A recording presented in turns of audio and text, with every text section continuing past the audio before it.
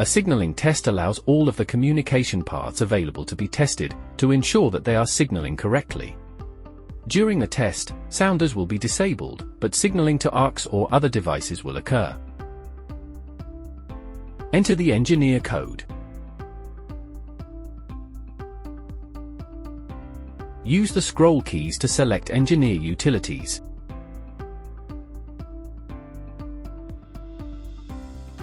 Press Yes. Use the scroll keys to select Signaling Test.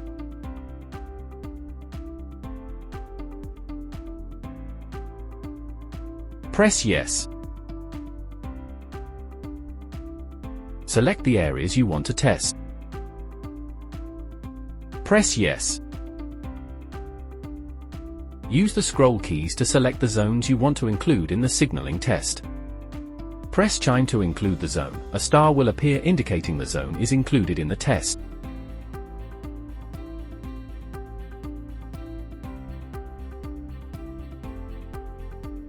Once all zones you want to include have been selected, press Yes.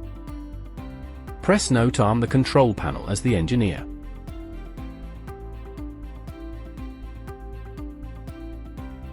Activate the required zones.